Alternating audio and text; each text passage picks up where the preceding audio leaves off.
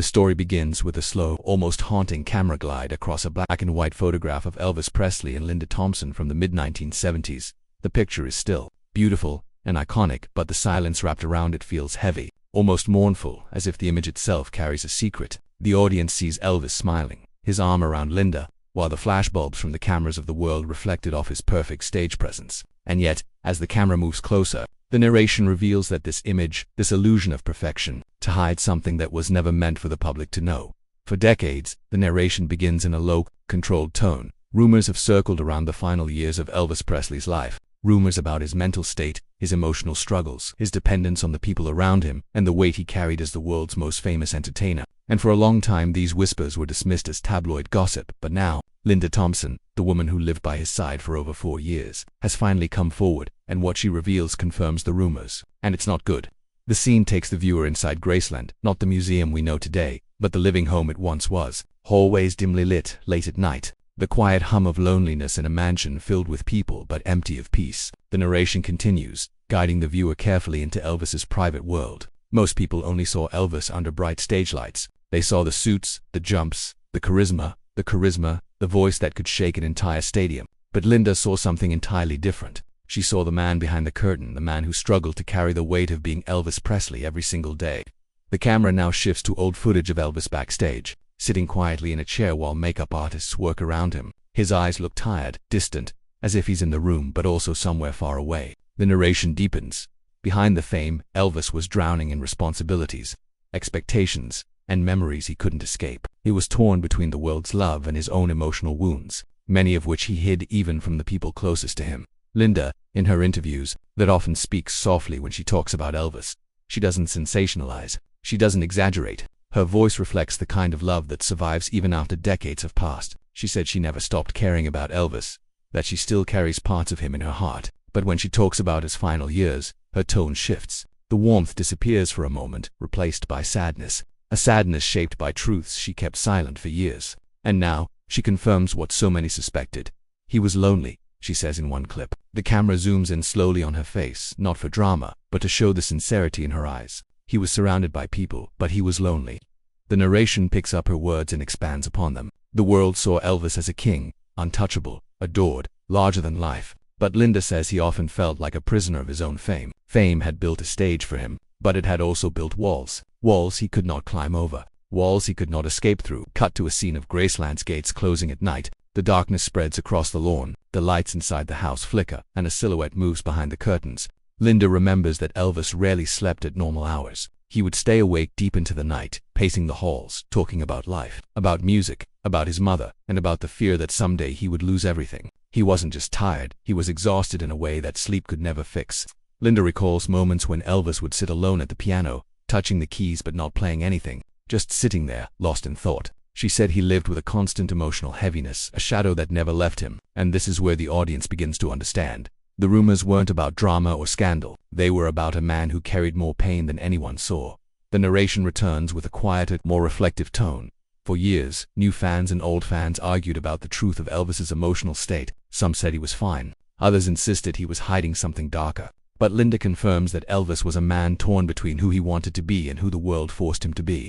The camera now shows news clips from the 1970s, crowds screaming, flashing lights, reporters pushing microphones toward Elvis. His smile never falters. His charm never breaks. He waves, signs, autographs, gives interviews. But Linda says that when the cameras disappeared, the smile often did too. Not because he didn't appreciate his fans, he loved them with everything he had, but because he was tired of living under a spotlight that never turned off. As the scene grows more emotional, the narration becomes more direct. Linda confirms that Elvis struggled with the pressure of perfection. He felt he had to be strong for everyone, for his fans, for his family, for his crew. But when he was alone, he felt vulnerable, human, scared, and that vulnerability was something he hid deeply. The camera slowly moves over images of Elvis in the later 70s, a little heavier, a little slower, but still fighting, still trying to give everything he had. Linda says that Elvis often talked about how he wished he could go somewhere quietly, far away from the cameras, the reporters, the expectations, somewhere he could just be himself, not Elvis Presley, the global icon,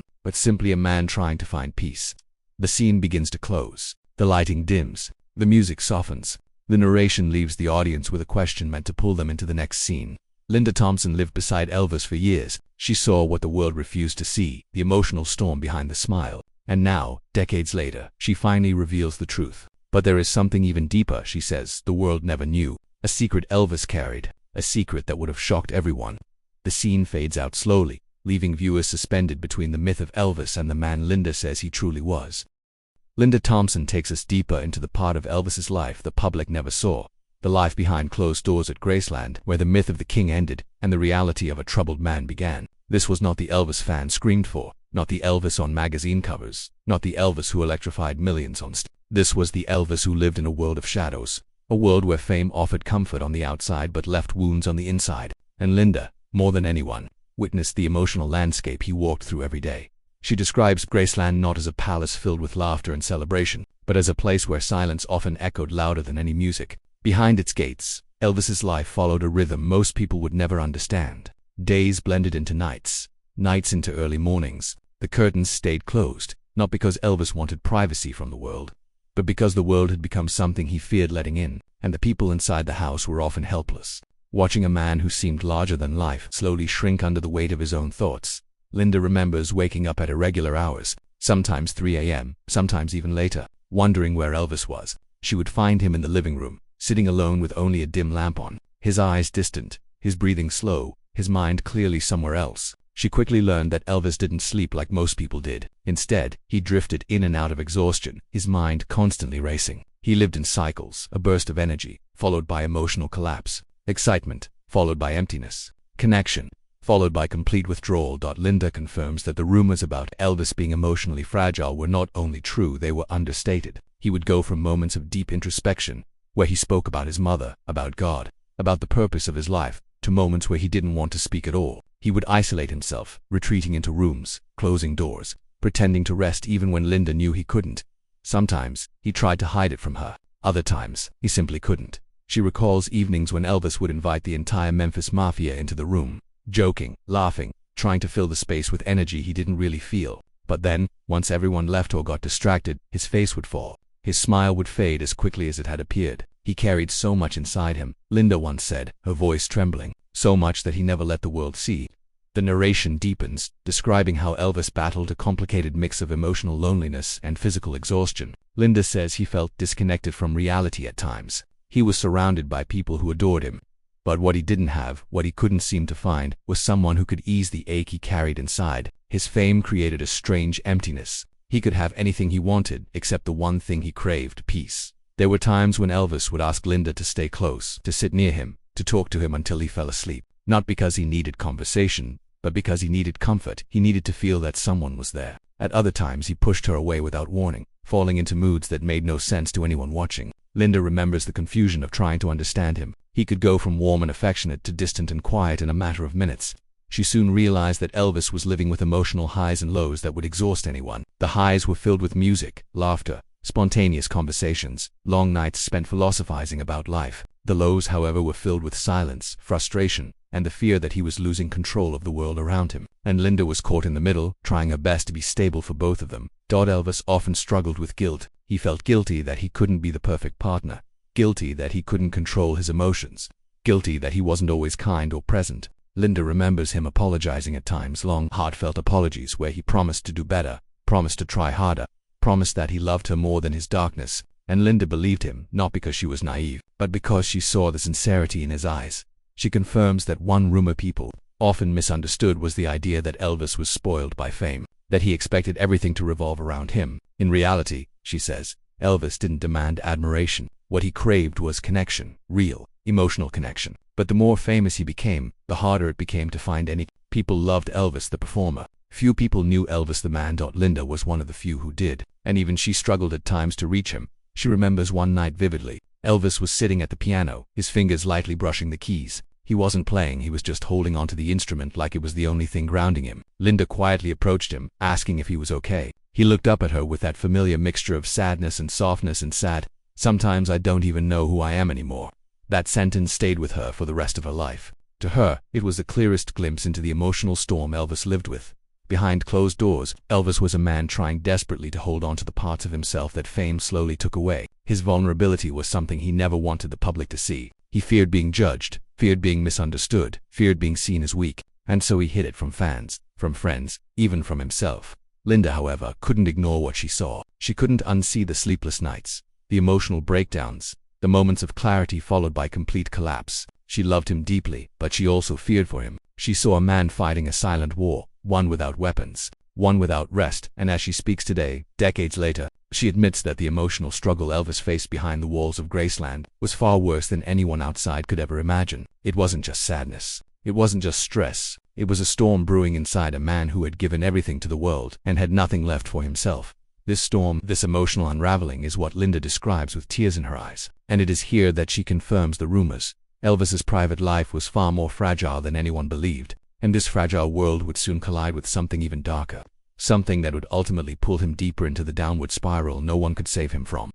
Linda Thompson doesn't shy away from the truth anymore. She spent years protecting Elvis's legacy, guarding his reputation, and keeping the most painful parts of his life hidden from the public eye. But now, with time having softened the anger and sharpened the truth, she finally confirms the rumor fans resisted believing for decades.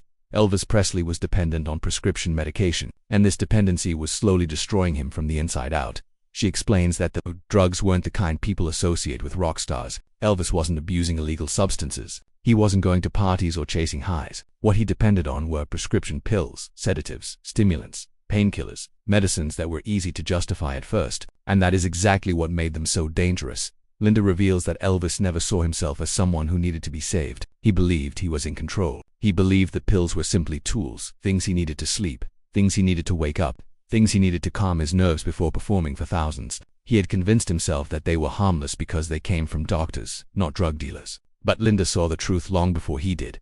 She describes the slow shift in his behavior. At first, the pills just helped him keep up with the impossible schedule he lived by. Elvis didn't sleep normal hours. He didn't eat normal meals. He didn't live a normal life. His days and nights had no structure, and the pills offered him some form of balance, or so he believed. But soon, Linda noticed changes that went far beyond exhaustion. Elvis began drifting in and out of conversations. He would forget things he had said only hours earlier. His mood would swing without warning. Some nights he seemed deeply emotional, talking about life's meaning and his fear of losing everything. Other nights he seemed disconnected, like he was fading out of the world around him.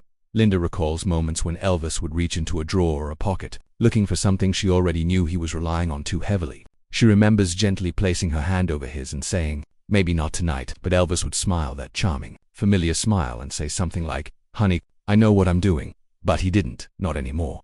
Elvis's inner circle made the problem worse. Many of the men around him were loyal, but they were also afraid. Afraid to upset him, afraid to lose his trust, afraid to be the one who said no to the king. So instead of confronting him, they made excuses. They rationalized. They justified. Some even enabled him because they thought they were helping.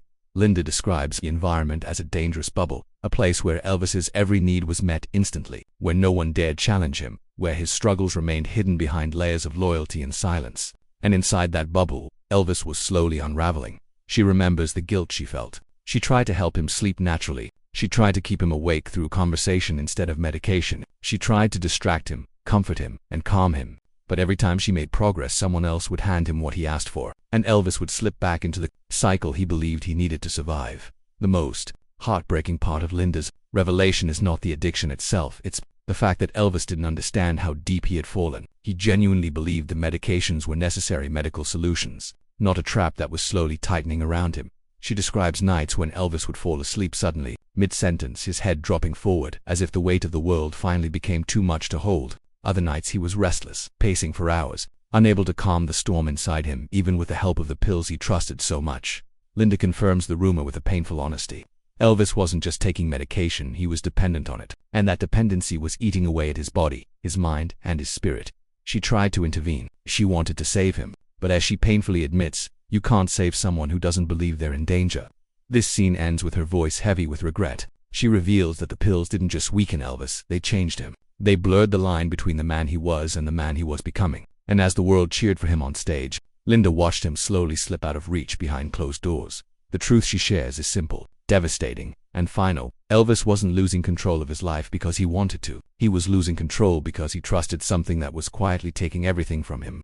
Linda Thompson remembers the moment she realized that she could no longer stay by Elvis's side. It wasn't because she stopped loving him. It wasn't because she grew tired of the lifestyle or the pressure. It wasn't even because of the endless emotional storms that filled Graceland. It was something deeper, something she couldn't ignore, no matter how hard she tried. She had reached her breaking point, not because Elvis was impossible to love, but because loving him had become impossible to survive. She describes the days leading up to her decision with a heavy tone. Elvis's moods were becoming increasingly unpredictable. Some days he was warm, affectionate, and full of life, laughing loudly and talking about future plans.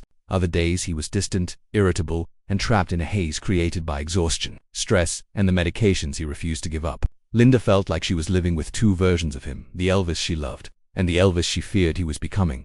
She admits that she felt helpless. No matter how much she tried to fix things, her efforts were washed away by the environment surrounding him. Elvis was surrounded by people who enabled him, people who were too afraid to confront him, people who didn't want to lose their place in his life. And Linda, despite loving him deeply, couldn't fight everyone. She couldn't save him alone. One night, she found him sitting alone in his bedroom, staring at the floor, his face pale and tired. She sat beside him quietly, feeling the weight of his silence. And then he whispered something that broke her heart. "I don't know how to stop." Linda felt tears fill her eyes, because in that moment she understood the full truth. Elvis wasn't choosing destruction. He was trapped inside it. But even with that heartbreaking clarity, Linda also realized something else. She was losing herself. She had been trying so hard to protect him that she stopped protecting her own emotional well-being. She wasn't sleeping. She wasn't thinking clearly. And she was living in constant fear of waking up to find something had gone horribly wrong. She had become a guardian, a caretaker, a shield, everything except a partner. She remembers lying awake at night, thinking about the future. Could she build a life with someone who didn't believe he needed help? Could she stay in a home where every day felt like an emotional gamble? Could she keep pretending everything was fine when she knew the truth better than anyone? Eventually, the answer became painfully clear.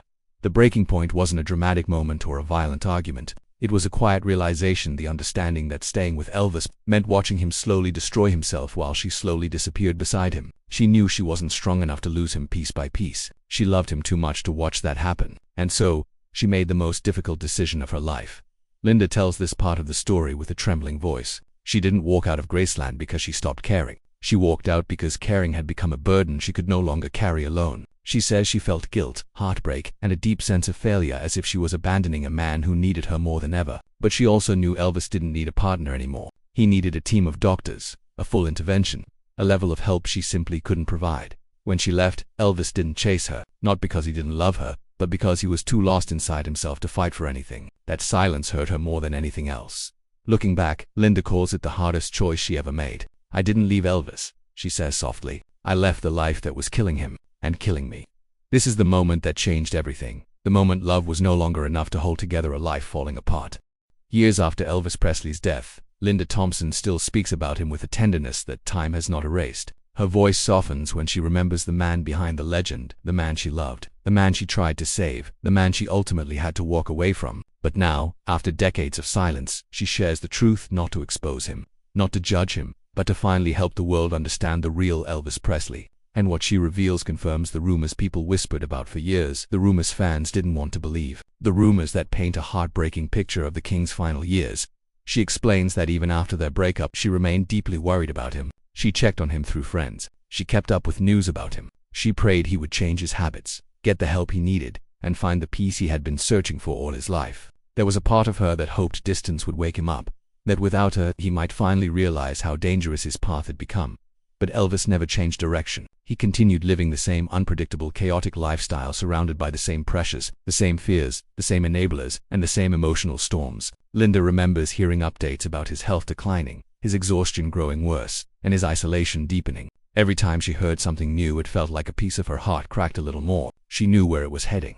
Even if she prayed, she'd be wrong. Then came the news she had feared for years, a phone call that froze her world in place. Elvis Presley was gone, even though they weren't together. Even though years had passed, the loss hit her like a wave of cold darkness. She didn't cry right away. She remembers feeling shock first, a numbness so heavy it made it difficult to breathe. "I knew this was coming," she said, "but I never wanted to believe it." The man she loved, the man she tried to protect, the man she walked away from because she couldn't save him, was suddenly gone forever. The world went into mourning. Fans cried, news stations broadcast the tragedy nonstop, and millions struggled to accept that the king of rock and roll had died at just 42 years old. But while the world lost a legend, Linda lost something far more personal. She lost the man she once came home to every night. Years passed before Linda could talk openly about Elvis without breaking down, and even now, she chooses her words with care, not to defend Elvis's mistakes but to honor the man behind them. She finally confirms what so many suspected: Elvis's personal struggles were real, painful, and far more destructive than people imagined. But she also makes something else clear. Elvis was not a bad man. He was a good man, overwhelmed by a life that no one could have handled alone. She says Elvis wasn't weak. He wasn't careless. He wasn't self-destructive by choice. His biggest flaw was believing he had to be strong for everyone else, and that belief pushed him into silence, into pills, into unhealthy habits, and eventually into tragedy. Linda never wanted to tell these stories. She didn't want to reveal his private battles, but she realized that the world deserved to know the truth, not to tarnish Elvis's legacy, but to humanize it, to show people that he wasn't just a superstar. He was a man who felt pain, who struggled with pressure, who cared too much, who loved deeply but suffered quietly. By sharing the truth now, Linda hopes people will finally understand why Elvis spiraled, why he suffered, and why his story ended too soon. Her message is simple. Elvis didn't die because he didn't care. He died because he cared too much about his fans, his family, his music, and the impossible expectations placed on his shoulders. In the end, Linda's revelations are not a betrayal. They are a love letter, a final gift to the man she never stopped caring about, a man who gave the world everything he had until there was nothing left for himself.